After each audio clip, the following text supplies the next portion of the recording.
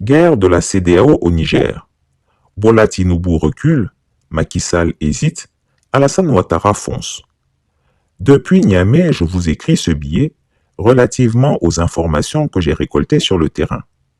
La guerre de la CEDEAO contre le Niger aura-t-elle lieu? Bien heureux qui pourra le dire. Ce qui est sûr, et qui est une information capitale et indiscutable, c'est qu'à la suite de la levée de boucliers des Nigérians, opposés à 95% à une intervention militaire du Nigeria contre le Niger, le tout nouveau président, Bola Ahmed Tinubu, freine des quatre fers, fort conscient qu'une intervention militaire de son armée au Niger pourrait entraîner sa propre chute. En effet, les 7 États du nord du Nigeria ont en partage avec le Niger la même langue Haoussa et les mêmes peuples. Deuxième élément, l'armée nigériane est majoritairement composée d'hommes du Nord, c'est-à-dire du peuple Haoussa. Or, Bola Tinubu est un Yoruba du Sud. C'est comme si en Côte d'Ivoire, Laurent Gbagbo président avait une armée majoritairement composée de Djoula et voulait attaquer le Mali. Bola Tinubu en serait tellement conscient qu'il a décidé de rejeter aux calendes grecques la participation de son armée à une quelconque force d'attente ou d'attaque. Réalisant cette reculade en douceur, Alassane Ouattara, en parfait rapporteur qu'il est, a appelé son mentor Emmanuel Macron pour lui expliquer la situation. Examinant la réalité des forces, la France a donc décidé de mettre en mission ces deux larbins dévoués, que sont Alassane Ouattara et Macky Sall, pour organiser les États francophones de la CEDEAO afin de déclencher une attaque massive contre le Niger. Réagissant à cette instruction, Macky Sall a objecté en expliquant que le Sénégal ne pouvait participer à aucune attaque militaire sous-régionale sans la participation active du Nigeria. Il refuse d'assumer tout seul le poids d'une guerre aux conséquences inconnues. L'attitude de Macky Sall est donc claire. Son pays s'alignera sur la position nigériane. Il sait que le Niger n'est pas la Gambie, ce micro-État enclavé à l'intérieur du Sénégal, qu'il a envahi pour installer Adama Barrow au pouvoir.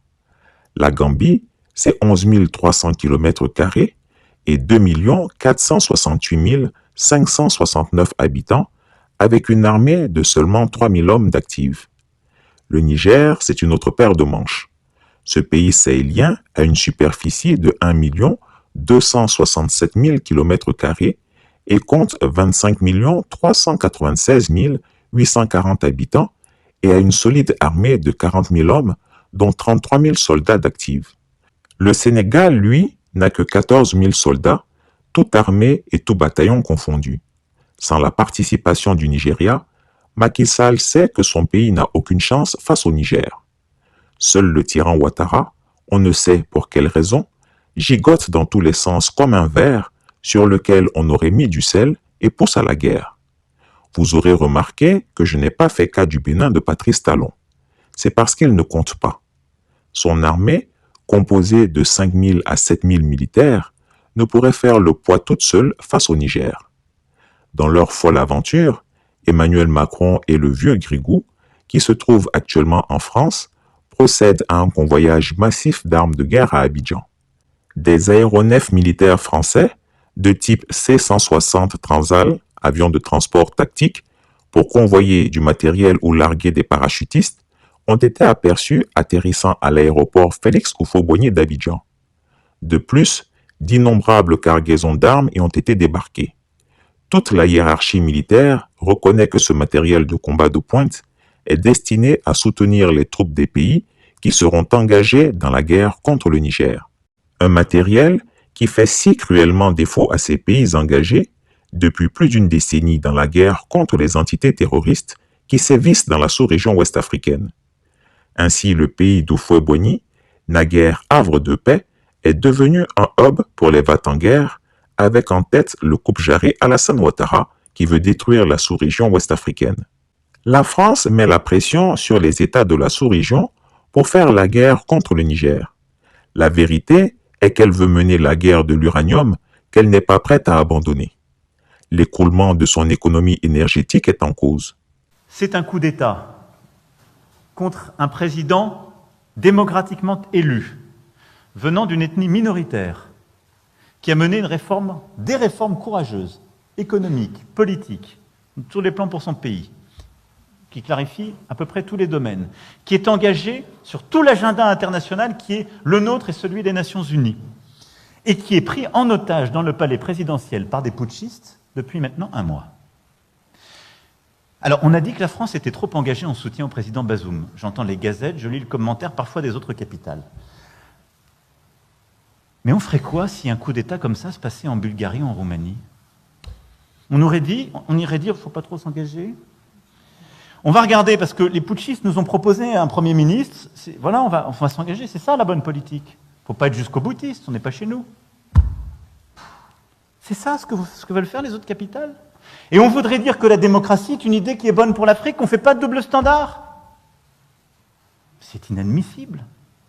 On a un homme intègre, démocratiquement élu, courageux parce que pour la première fois dans un tel cadre, il ne démissionne pas au péril de sa vie et de celle de sa famille.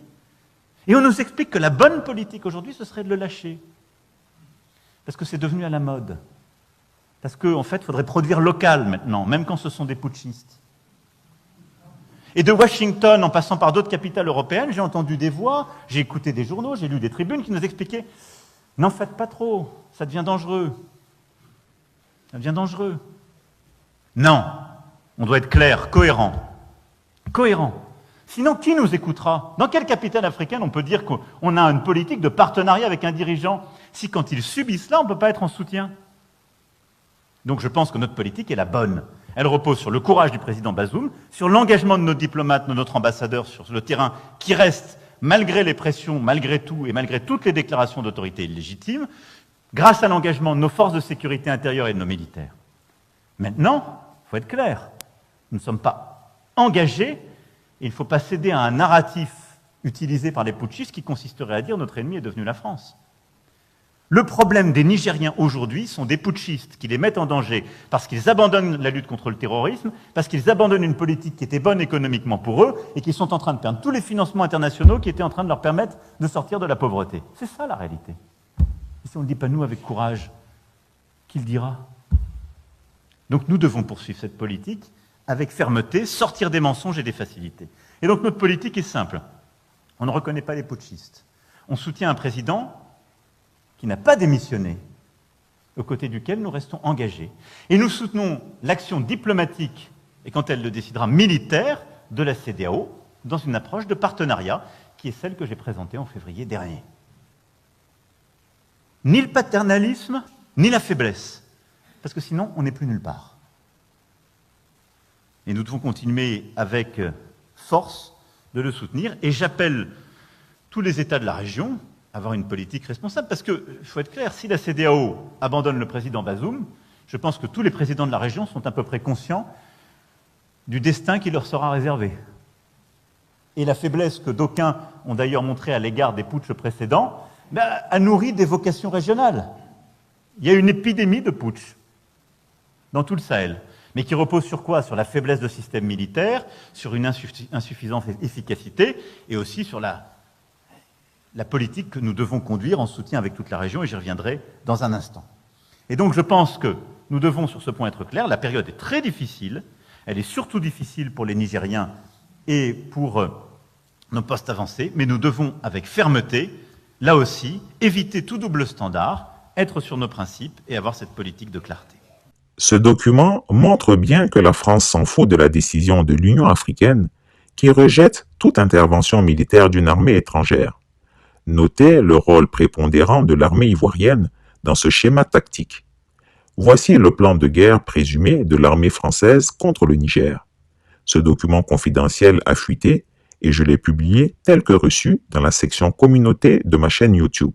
La France est morte de sa belle mort au Sahel grâce aux autorités maliennes, burkinabées et maintenant nigériennes. Il faut maintenant recourir à la CEDEAO pour redonner vie à la France coloniale, pour piller nos intérêts et continuer à massacrer les peuples du Sahel. Voilà déjà le nom de cette opération est déjà très évocateur. C'est malheureux Qu'est-ce qu'ils vont faire? Les forces françaises, selon ces documents, doivent agir dans l'ombre. Ils ne vont pas se faire voir. Mais ils vont agir avec leurs avions et leurs unités spéciales sur place au Niger déjà. Le PC opérationnel sera installé au Tchad et au Nigeria. Ils vont appuyer les troupes de la CEDEAO au sol et les terroristes dans la zone des 3 frontières. Ils parlent des forces amies, de forces rouges, forces mercenaires. Ce sont les 3 appellations qui sont dans ces documents. Il s'agit de quoi? Les terroristes qui sont dans la zone des 3 frontières. Jour J-3 ou 7, ces groupes terroristes et renforcés par des mercenaires auront pour mission de déstabiliser le Burkina et le Mali. Cela va provoquer la colère des populations maliennes et burkinabées contre leurs autorités qui s'apprêtent à aller aider les nouvelles autorités du Niger. Comment la France, qui prétend lutter contre le terrorisme au Sahel, va renforcer les terroristes, appuyer les groupes terroristes, à déstabiliser le Mali et le Burkina Faso, rien que pour leurs intérêts vitaux. Et dans ce trouble, les troupes de la CEDEAO vont attaquer l'armée du Niger dans les positions stratégiques. Entre-temps, les mercenaires ivoiriens et tchadiens, c'est écrit noir sur blanc dans ce document, vont pénétrer dans la capitale avec l'aide de la France. Objectif: éliminer les membres du gouvernement de Tchani, éliminer les membres du CNSP au Niger. C'est écrit noir sur blanc dans ce document. Les mercenaires ivoiriens et tchadiens. La France, qui est en train de remuer ciel et terre, soit disant que les mercenaires opèrent au Mali. C'est la même France avec Ouattara et le Tchad qui recrutent les mercenaires pour aller éliminer les dirigeants d'un pays souverain comme le Niger. Bombarder tous les endroits stratégiques, détruire les équipements militaires stratégiques lourds, des équipements critiques du Niger, du Burkina et du Mali, c'est-à-dire les matériels militaires que nous avons acquis grâce à la Russie. Les avions français ont pour rôle dans cette guerre de détruire l'équipement militaire lourd de tous ces pays pour faciliter la prise des grandes villes et capitales par les groupes terroristes qu'ils appellent dans ces documents forces rouges ou forces amies. Une fois cette étape franchie, pousser les terroristes qui occupent la zone des 3 frontières à prendre les grandes villes maintenant avec la bénédiction de la France et de la CEDEAO. Avancer vers la capitale et permettre aux groupes terroristes de prendre le pouvoir maintenant. Quand ils prennent le pouvoir à Niamey, les Français vont maintenant s'afficher, soit disant qu'ils sont venus combattre ces terroristes qui viendraient de prendre le pouvoir à Niamey. C'est le même plan qu'ils prévoient pour le Mali et pour le Burkina Faso. Et il ajoute, la priorité n'est pas le retour à l'ordre constitutionnel, mais la préservation des intérêts vitaux de la France. Le retour à l'ordre constitutionnel n'est pas une priorité, mais la préservation des intérêts vitaux de la France. Donc, même si Bazoum doit périr, même si la démocratie tarde à venir, il faut éliminer les patriotes qui sont au pouvoir. Et donc, peu importe les conséquences, peu importe les dégâts collatéraux, mais pourvu qu'on parvienne à installer au pouvoir des indignes pour coloniser leurs propres frères afin de servir la France. Quelle déception. Voilà les documents diaboliques préparés par la France et la CEDEAO. Je ne parle même plus de la CEDEAO. Les Nigeria de Tinubu, Alassane Dramane Ouattara de la Côte d'Ivoire, Macky Sall du Sénégal et Patrice Talon du Bénin. Voilà les 4 laquais de la France qui s'apprêtent à aider la France à détruire et à massacrer leurs propres frères africains pour les intérêts de la France.